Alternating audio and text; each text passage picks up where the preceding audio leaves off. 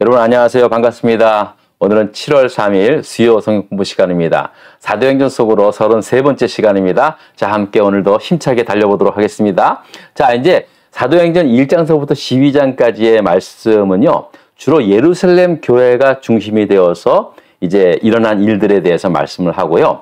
13장서부터는 본격적으로 이 안디옥 교회를 중심으로 해서 어떻게 이 복음이 소아시아 지역을 비롯해서 저 유럽까지 이제 복음이 전파되고 있는지를 말씀해주고 있습니다. 아시다시피 안디옥 교회는 스테반이라는 분이 돌에 맞아 순교를 당한 후에 이제 아주 유대인들이 아주 극심한 그 핍박을 하지 않습니까? 그 중에 하나가 이제 청년 사울이었고요. 자, 그래서 도저히 그 핍박을 감당하지 못해서 그 핍박으로 인하여 이제 그 교인들이, 예루살렘 교인들이 전국으로 흩어지게 되죠. 그 흩어진 사람들 가운데 구브로와 구레네 몇 사람이 안디옥에 이르러서 그곳에 복음을 전하게 되었고, 그 복음을 전한 일로 인하여 놀라운 교회의 부흥이 일어났죠. 그래서 그곳에 교회가 세워지게 되었다는 사실입니다. 자, 그러니까 이 안디옥 교회가 세워진 그 토양은요, 그 일반적인 토양과는 달리 그 당시에 그 환난과 핍박을 이겨내고 복음을 전하는 사명이 토대가 된 그런 토양이었다라는 사실입니다. 많은 교회들이 세워져 있지만요, 이렇게 보면은 이제 교회가 시작되는 그 토양이 있습니다. 이게 그것도 중요하거든요. 근데 이 안디옥 교회는 그런 토양을 가지고 있다라는 사실입니다. 그리고 또 안디옥 교회는 처음부터 헬라 사람들, 즉 유대인들이 아닌 유대인들이 말하는 이방인들에게 직접 복음을 전함으로 말미암아 세워진 최초의 교회였습니다. 그래서 이런 이유로 이 안디옥 교회가 이제부터 세계 선교를 감당할 수 있었던 그런 건강한 교회가 될 수 있었다라는 말씀입니다. 또 이 안디옥 교회는 여러분도 아시다시피 선교뿐만이 아니라 이제 예루살렘 교회의 어려운 형편을 돕기 위해서 바나바와 이 사울을 보내지 않습니까? 그래서 구제헌금을 그들에게 이제 보내서 그 이웃과 함께 할 수 있는 그런 함께 할 줄 아는 그런 교회였다라고 말씀을 드렸습니다. 그래서 그 처음으로 이제 그 안디옥 교회 안디옥에 살고 있었던 많은 사람들이 안디옥 교회를 다니는 사람들을 향하여 뭐라고 했습니까? 그리스도인이다라고 그렇게 불렀다는 거예요. 이 말은 무슨 말이냐면요, 예전에 우리나라 지금은 그렇게 말하는 사람도 없는데 예전엔 예수쟁이라고 했어요. 예수쟁이. 하도 교회를 이제 열심히 다니는 사람들을 예수쟁이라고 했습니다. 근데 쟁이라는 말이 나쁜 의미는 아니거든요. 그러니까 재미라는 말이 일종의 전문가적인 그 용어입니다. 그래서 예수쟁이라고 하면요, 사실 사람들한테 인정받는 그런 그리스도인이다, 교인이다 라고 그렇게 그 당시에 생각을 했거든요. 그러니까 이 말입니다. 사람들이 봤을 때, 야, 저 사람들 예수를 믿는다고 모이는 사람들인데, 저 진짜 백이네? 그런 소리를 이 안디옥, 이방인 교회였던 안디옥에서부터 처음 듣게 되었다라는 말씀입니다. 자, 이렇게 처음으로 이방인 지역에 세워진 안디옥 교회의 부흥은요, 당시 초대 예루살렘 교회의 지도자들에게 정말 엄청난 소식이 아닐 수 없었습니다. 그래서 안디옥 교회로 바로 이제 바나바라고 하는 초대 목회자를 파송하죠. 바나바가 안디옥에 도착했을 때, 와, 이거 듣던 이상이거든요. 자기가 소문으로 들었던 것보다 엄청난 하나님의 역사가 나타나는 거예요. 하나님의 손이 막 나타나는 거죠. 막 안디옥 교회가 그런 부흥하는 것을 보면서 바나바는 이들에게 좀 더 하나님의 말씀을 체계적으로 가르쳐야 되겠다라는 그러한 생각으로 그 당시에 고향 다소에 머무르고 있었던 사울을 데리러 거기까지 갑니다. 그리고 사울을 데리고 와서 이제 안디옥에서 그와 함께 하나님의 말씀을 가르치는 사역을 했다는 사실입니다. 사울뿐만이 아니었습니다. 이 안디옥 교회에서 하나님의 말씀을 가르친 교사들과 선지자들이 있었는데요. 누구인지 오늘 본문 말씀을 통해서 좀 알아보도록 하겠는데요. 먼저 문제를 보겠습니다. 문제 1번을 좀 보겠습니다. 자, 안디옥 교회의 선지자들과 교사들은 어떤 사람들입니까? 라는 문제인데요. 자, 안디옥 교회의 선지자들과 교사들이 있으니 곧 바나바라는 사람이 있고요. 그 다음에 니게르라고 하는 시므온과 구레네 사람 루기오와 분봉왕 헤롯의 젖동생 마나엔과 및 사울이라라는 사람들이 이제 이렇게 모여서 이제 하나님의 말씀을 가르쳤다라는 사실입니다. 자, 그러니까 당시에 안디옥 교회에서 교인들을 가르치는 목회자 그룹의 사람들이 바나바와 사울 말고도 3명의 사람이 더 있었다는 사실입니다. 오늘은 이 시간에는요, 이 3분에 대해서 좀 말씀을 좀 나누려고 하는데요. 여러분도 잘 아시다시피 바나바는 이미 사도행전 11장 24절에 말씀을 하고 있는 것처럼 그는 정말 착한 사람이요 성령과 믿음이 충만한 사람이라고 그렇게 소개를 하고 있습니다. 그래서 처음부터 예루살렘 교회에서 안디옥 교회로 파송했던 초대 목회자로 파송했을 정도예요. 그는 그렇게 신령한 사람이었다는 것을 우리가 알게 됩니다. 근데 저는 그는 그뿐만이 아니라 저는 이 바나바라는 사람이 있잖아요. 세계 선교의 게임 체인저다라고 그렇게 저는 볼 수 있습니다. 왜냐하면 이 바나바라는 사람이 없었다면요, 이 사도 바울의 등장이 있을 수가 없었어요. 그 당시에 사울은 너무 교회를 핍박했을 때 그 스데반 집사를 사람들이 돌에 던져서 죽게 하지 않습니까? 바로 그때 그 돌을 던지는 사람들의 옷을 자기가 이렇게 맡아서 봤던 그의 죽음의 마땅히 여기더라. 그 정도로 살기 등등했던 사람이고, 또 본인이 손수 대제사장의 허가권을 받고 막 예수 믿는 사람을 잡아 가두는 그런 역할을 했던 사람 아닙니까? 그랬던 그가 다메섹 도상에서 부활하신 예수님을 만나서 아무리 변화됐다고 하더라도 사람들은 그에 대한 편견이 있었기 때문에 쉽게 그를 이제 받아들일 수 있는 상황이 아니었습니다. 그런데 바나바가 발벗고 나서서 그를 데리고 사도들에게 소개를 시키고, 그러면서 정말 그를 어떻게든지 간에 이끄는 그런 역할을 했던 거죠. 근데 그게 사정들이 여의치 않아서 이제 이 사울이 자기의 고향 다소에 있을 때 이제 바나바가 안디옥으로 이제 파송되었고, 이곳에서 성경 교사가 필요하다는 것을 깨닫고 그가 떠오른 게 바로 사울이었다는 거죠. 잘 됐다. 이방인 지역이다. 이방인 지역이고 하니까는 당장에 가서 사울을 데리고 와서 자기와 함께 이제 성경을 가리키는 그런 일을 했다는 거죠. 그렇기 때문에 바로 이 안디옥 교회에서 그들이 그렇게 가리키고, 이 안디옥 교회에서 파송이 되어서 그와 함께 이제 1차 전도 여행을 떠나게 됐고, 그리고 그 2차, 3차는 이제 바울이 떠났지만 어쨌든 간에 이 세계 선교의 그 틀을 완전히 바꾼, 저는 게임 체인저라고 합니다. 바나바가 진짜 게임 체인저였다. 난 그렇게 볼 수밖에 없습니다. 그래서 저는 이 바나바라는 사람이 너무 좋아요. 사실 저도 옛날에 바울처럼, 여러분 바울이 얼마나 멋있습니까? 진짜로 막 그냥 전 세계를 돌면서 유럽까지 돌면서 그 죽을 고비를 각오하면서 진짜 복음을 전했던 사람 아닙니까? 그러니까 많은 사람들이 사실은 바울과 같은 사역자가 되기를 원합니다. 저도 마찬가지였고요. 자, 그런데 알고 보니까 진짜 바나바라는 사람이 없었더라면 과연 사울이라는 사람이 바울이 될 수 있었을까? 물론 또 바나바가 아니었으면 또 다른 사람을 통해서도 했었을 것이고, 바울이 아니었으면 다른 사람을 통해서도 하나님께서 하셨겠죠. 그러나 하나님의 그 택하심, 그리고 하나님께서 세우는 그런 사람들 가운데 이 바나바라는 역할을 통해서 진짜 세계 선교의 물꼬를 트게 했던 그런 역할을 바나바가 했다. 그래서 저는 이제 그를 게임 체인저라고 생각을 하고요. 저도 지금까지 부족했지만 그런 기도가 있습니다. 하나님 앞에 섰을 때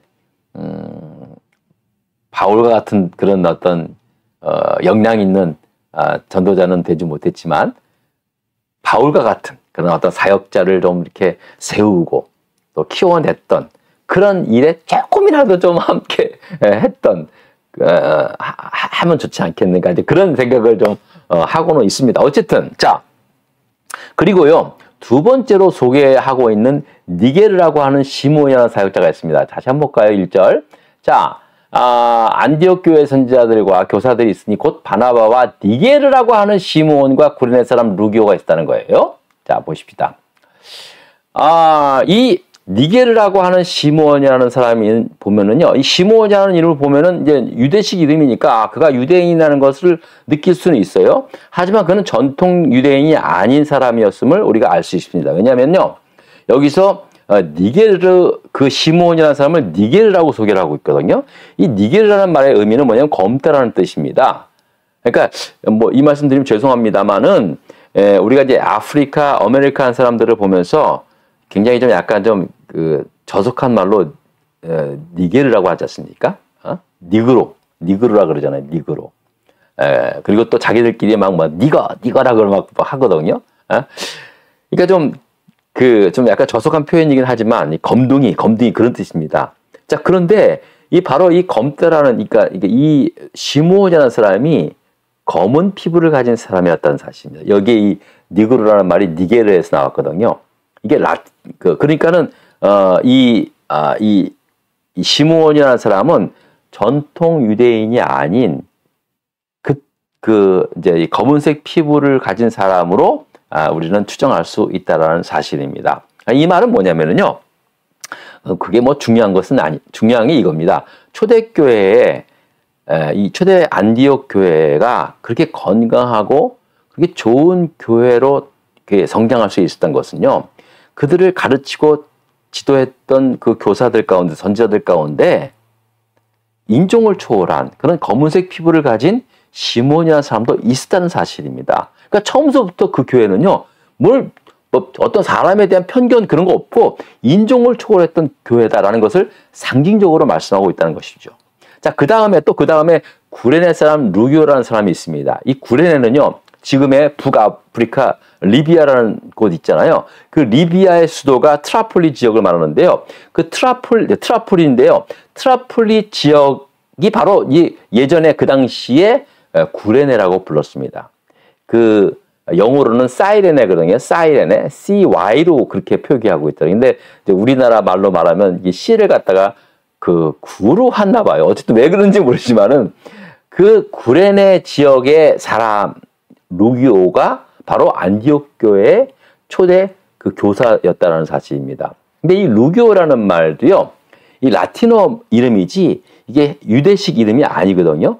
그러니까 구레네 사람 루기오라는 사람은요, 이 전형적으로 이제 이 그 전통 그 이방인이었다라는 사람입니다. 자, 그런데 어떤 사람은 그래요. 이 루기오가 사도 바울의 주치의로서 사도 바울과 함께 2차 전도 여행부터 다녔던 루가가 아닌가, 그렇게 보는 사람도 있습니다. 뭐 저는 그렇게 뭐 틀리다고는 보지 못합니다. 그냥 그렇게 추측을 할 따름이죠. 근데 굉장히 일리성은 있어요. 굉장히 일리는 있어요. 그래서 이 루가라는 사람이 이제 안디옥 교회에서 같이 사도 바울과 있다가 처음에는 1차 전도 여행 때는 바나바와 바울이 갔고, 그 다음 2차 전도 여행 때부터는 이 루기오가 함께 따라가지 않았는가, 그렇게 보는 사람도 있고요. 또 어떤 사람은 이 구레네 사람 루기오가 예수님이 그 십자가를 지러 골고다로 올라가셨을 때 그 힘에 겨워서 그 이제 나무 십자가를 못 지지 않습니까? 그래서 그 이제 대신 지고 간 사람이 구레네 사람 시몬이라는 사람이 대신 지고 갔지 않습니까?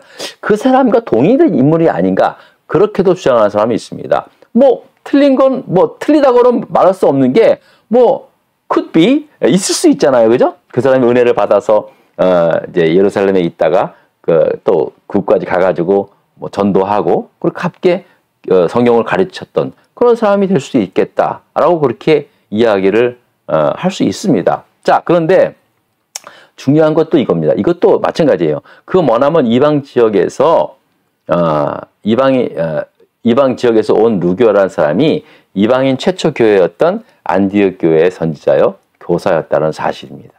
이게 정말 굉장히 중요합니다. 자, 그리고 그 다음에는요, 분봉왕 헤롯의 젖동생 마나엔이라는 사람이 나옵니다. 이 마나엔이라는 사람이 바로 안디옥 교회 선지자요 교사 가운데 하나였는데요. 여기서 마나엔이 분봉왕 헤롯의 젖동생이라고 했을 때, 그러면 자기 그 젖동생의 그 헤롯, 그 분봉왕 헤롯은 누구를 가리키냐면은요, 헤롯 왕 1세의 아들이었던 헤롯 안티바스를 말하고 있습니다. 그 당시에 이 헤롯 안티바는요, 갈릴리 지역의 분봉왕이었거든요. 그러니까 예수님께서 공생애를 시작하실 때, 예수님께서 나사렛 동네에서 살아지 않았습니까? 그러니까 예수님이 살아 있었을 때의 그 당시에 그 지역을 다스렸던 분봉왕이 바로 헤롯 안디바였고, 그와 함께 젖을 먹고 자란 동생이 이 마나엔이라는 사람이었는데, 이 마나엔이 변화받아가지고 안디옥 교회의 선지자와 교사들 가운데 한 사람이 되었다는 사실입니다. 네? 자, 그리고 또 이제 이 헤롯 안디바가 누구였냐면은요, 왜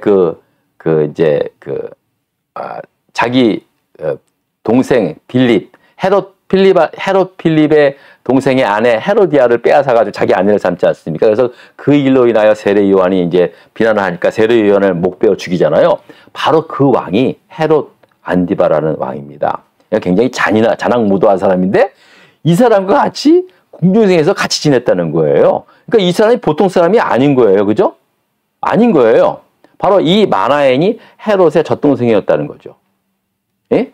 그러니까 그와 함께 왕궁에서 궁중에서 살던 대단히 지체가 높은 가정의 출신이었다는 사람을 알 수 있습니다. 그러니까 안디옥 교회의 선지자들과 교사들 가운데는 바로 이런 고위 권력자도 있었다라고 그렇게 이제 말씀해 주고 있는 것입니다. 그리고 마지막 사울이었고요. 자, 안디옥 교회는 바로 이러한 다양한 사람들이 이제 교회의 영적 지도자로 세워지게 되었고, 그들을 통해 하나님의 말씀을 듣고 하나님의 말씀을 배우며 훈련받았다는 사실입니다. 여러분, 이것은 크게 무엇을 의미하냐면요, 안디옥 교회가 그렇게 건강하고 그 당시에 세워진 지 얼마 안 돼서 1년 만에 바로 바나바와 바울을 세워서 이제 1차 전도 여행을 보내지 않습니까? 그렇게 빠른 속도 내에 건강하고 힘 있는 교회로 성장할 수 있었던 것은요, 첫 번째로 그만큼 철저하게 하나님 말씀이 중심이 되어서 그들이 배우고 훈련받았다는 교회예요. 그러니까 철저하게 하나님 말씀이 중심이 된 교회였다. 그렇기 때문에 하나님 말씀대로 순종하다 보니까 당연히 그런 교회로 성장할 수밖에 없었다는 것이고요. 두 번째로는 사람에 대한 어떤 편견과 배타심을 버리고 다양성을 인정하며 교회의 영적인 균형을 가졌던 그런 교회였다.